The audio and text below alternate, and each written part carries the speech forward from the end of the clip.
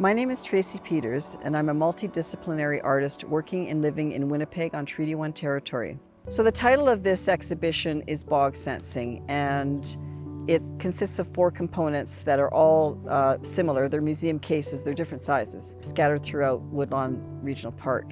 They are essentially light boxes filled with prints of sphagnum moss, which is the moss that forms a bog. I had images of the moss, and I wanted to line the cases with the images and with sunlight.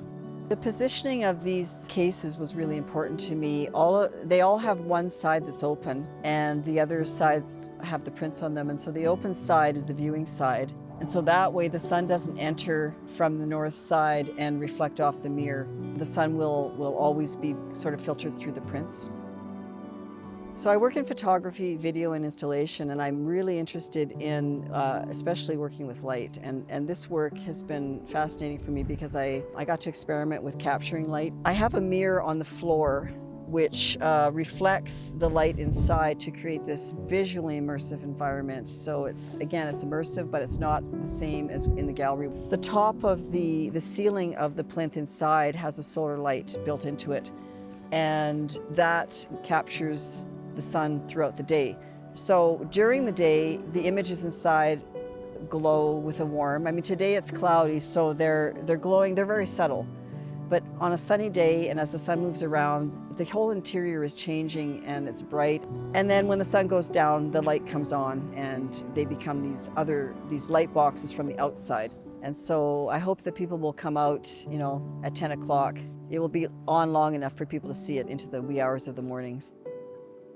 So in my research about bogs, I learned about the way bogs are suspended sort of between life and death. And what that means is that they have a slow decomposition rate beneath the surface. So the living moss is on the surface of the bog, and the decomposing, partially dead moss is below the surface.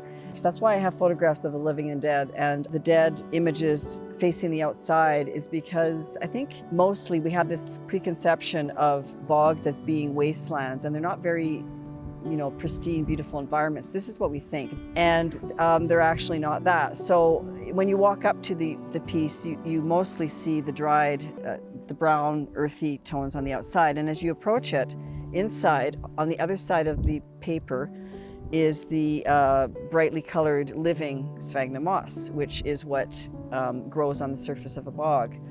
So a bog biome is a very watery environment that contains water, filters it. And I was thinking about that process, and I used that with my prints. And so what I did was I soaked my prints, my digital prints, in water, and then I wrung them out and sculpted them to create this bumpy surface inside. And you can see it a little bit on the outside, but it's on the inside as well, to mimic the hummocks in a bog, because it's not completely flat, it's bumpy and hummocky. And I'm hoping that it will draw attention to, what is the work about, and to just create awareness of bogs in general, and sphagnum moss, the importance of sphagnum moss, which is considered a superhero to biologists who are, especially scientists who are working with climate change. So hopefully it will, create some kind of interest and just awareness.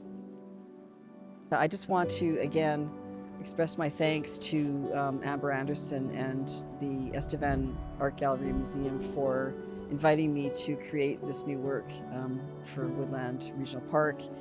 It's really, really what I love to do, is to have my work outside. So thank you.